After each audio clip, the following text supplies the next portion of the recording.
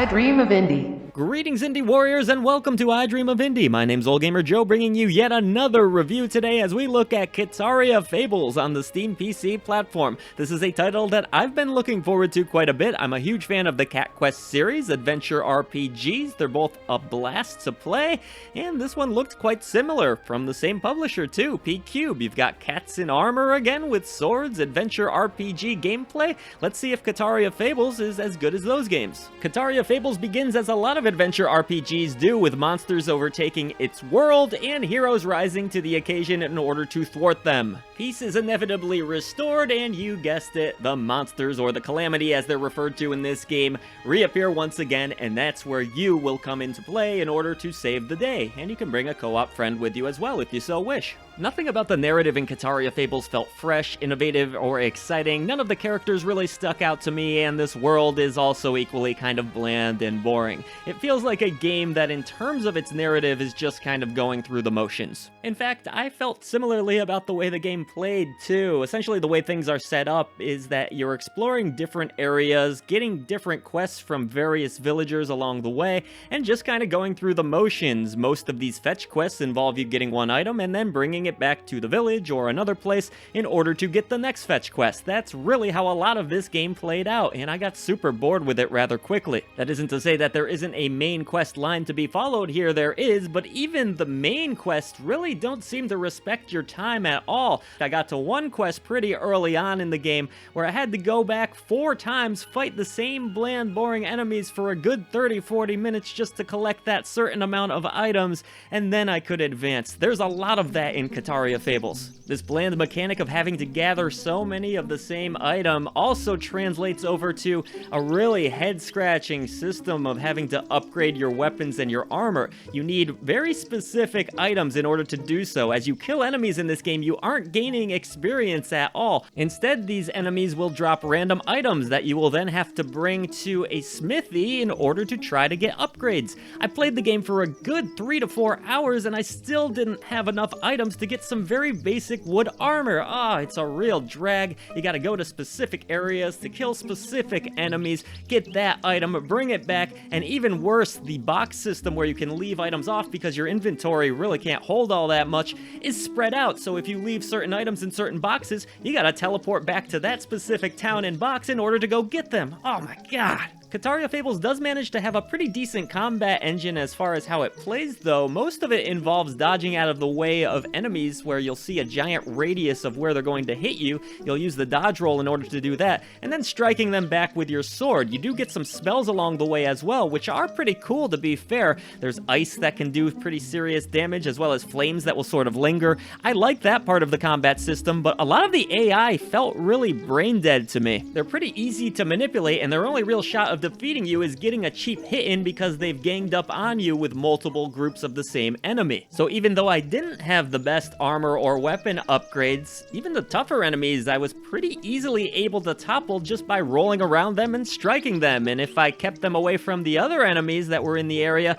it would really be no problem at all. It would just take a hell of a long time to do. You do have the option of locking onto these enemies as well. I didn't really feel it was all that necessary in my time with the game, but it is an option at least. Overall, the combat was mechanically fine and functional, but it really just got boring thanks to the brain-dead AI, and I got tired and just really, bored of slashing away at the same enemies over and over again, collecting items, which, man, some of these quests will require 10 of that item, and the enemy will only give you 1 at a time. Oh, man. Much like the main quests and overworlds, there are a few dungeons here or there, but they're equally pretty uneventful and unexciting, and mostly play out the same way as everything else in this game. There are villages to be explored, and none of the personalities within those villages is all that exciting either.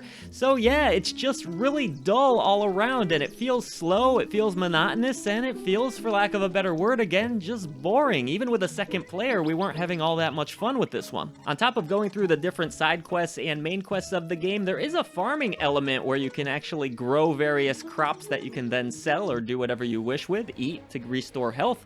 And yeah, you basically are tilling the ground, you're planting the seeds, you're watering the plants, of course, and then you're picking them when they're ready. It's fine, I guess if you're a fan of farming simulation games. It's not really an unwelcome addition. I didn't feel it was all that necessary. I'm not the biggest farming sim fan in the world, but I didn't necessarily mind it. It's fairly well executed, if not a bit basic. One funny little side note, I guess, Silent Signs kept the watering can in her inventory as the co-op partner, and that did not return to my game. So I couldn't water my plants, and I watched my strawberries die. It was pretty sad and stupid. Visually, the game is kind of cute, but it looks a little bit last gen as opposed to current gen. It's nothing fancy, and it's definitely not as cute as, I hate to compare here, but the Cat Quest games, which are all around far better and superior games. You get a lot of the same repeated environments here, a lot of forests, a lot of trees, that kind of thing. They do mix it up from time to time. You might find a desert here or there, but overall, yeah, this one's not going to win any awards visually. I was able to run it no problem at max settings with 4K resolution and all that, but it doesn't really help. Some low-res textures, nothing really fantastic about this art style that I can speak of. And the soundtrack, it's peaceful. It's not half bad, actually. Probably one of the stronger points of the game, but does feel a little bit like it's just background music and not all that memorable. That actually more or less sums up my feelings on Kitaria Fables. It's just not all that memorable. It's competent, but it feels like it took some shortcuts in a lot of ways in terms of game design. The inventory system is not all that great. Having to juggle all of these different boxes and trying to just create new weapons was a real drag. It's a slow feeling, boring game at the end of the day, and one that just left me a little bit burnt out. So if you have a second player to go through this one, maybe if you see it on a sale or something like that. But if you're just looking for an adventure RPG to go through on your own, definitely better options out there. Check out the Cat Quest series, for example. But yeah, this one, a little bit of a disappointment here.